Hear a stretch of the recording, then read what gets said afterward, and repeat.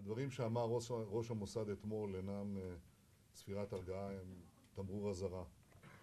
האפשרות שאיראן תתחמש תוך 3 שנים בנשק גרעיני זה דבר שצריך להטריד לא רק את ישראל שתהיה מאוימת, אלא את האנושות כולה. רבים נציגי הדיפלומטים מצויים כאן היום בחדר הזה. 3 שנים זה לא הרבה זמן, זה בסך הכל 1,000 יום. אבל אני מאמין שב3 שנים האלה ניתן לעצור את איראן. אני חושב שהדבר הזה הוא אפשרי. זה מחייב גיוס של לחצים בינלאומיים ואחרים, לחצים כלכליים, לחצים דיפלומטיים, לחצים מוסריים בדעת הקהל, לחצים משפטיים במוסדות הבינלאומיים ביוזמה שתתואר כאן היום על ידי חבריי דני נווה ודורי גולד, וגם לחצים אחרים. ככל שהמקל יהיה גדול יותר, כך יפחת הסיכוי שנצטרך להשתמש בו. I said it's 1938 and Iran is Germany, and it's racing to arm itself in nuclear weapons, but there are 2 differences. The differences for us as Jews is that we have the state of Israel that we didn't have then to defend Jewish lives and the Jewish people. The difference for the world is that the world now knows what happened in 1938. Now this places a great responsibility on our common shoulders, and I believe that the simplest and most obvious question to ask is when a head of a country is calling for genocide, openly, developing nuclear weapons with the explicit intent and declared intent of wiping a state off the face of the earth, this is contravening not only a basic moral code on which our world is built, but an actual convention on which we are all signatories to, and Iran is a signatory to. And this means that the simplest and most immediate action, along many others, is to hold him to task. In fact, it's to indict him.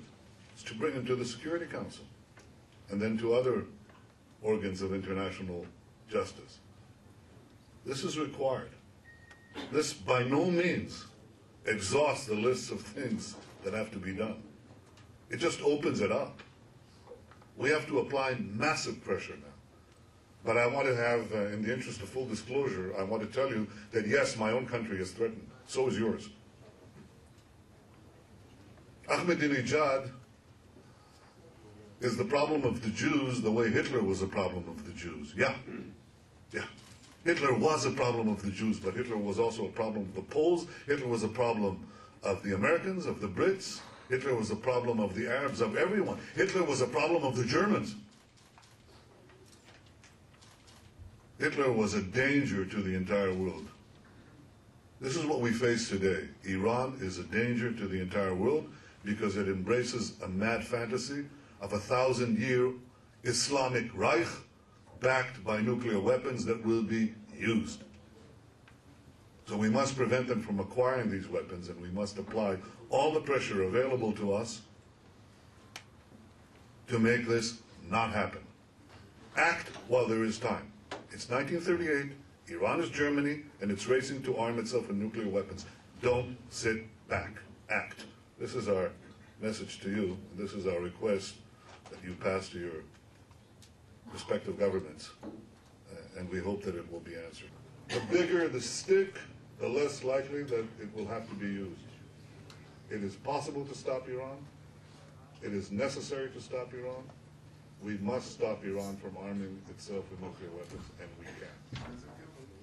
I still remember the stories of my father, of his relatives, and the way they laughed at him and his family for that decision to leave Bratislava. Are you going to the desert, to the land of Israel? Why are you leaving? You cannot take this guy Hitler seriously. You cannot take his allies like Tiso seriously. He is extreme. He would be stopped. Nothing would happen. We know the results, unfortunately. And more than 60 years afterwards, although it's not the Nazi regime in Berlin, it's the Islamic fundamentalist in Tehran, but the rhetoric is the same. Clearly, the Iranian elites are not thinking about Israel self-destructing because of internal contradictions. They're not thinking of changing just the political parties in this country. And that, I think, was made clear in October of 2005, when they painted the sides of Shahab-3 missiles on a parade in Tehran with the slogan, quote, "Israel should be wiped off the map." Therefore, they made the link between the statements of wiping Israel out, destroying Israel, Israel being eliminated, and their own capabilities, military capabilities, which they were developing.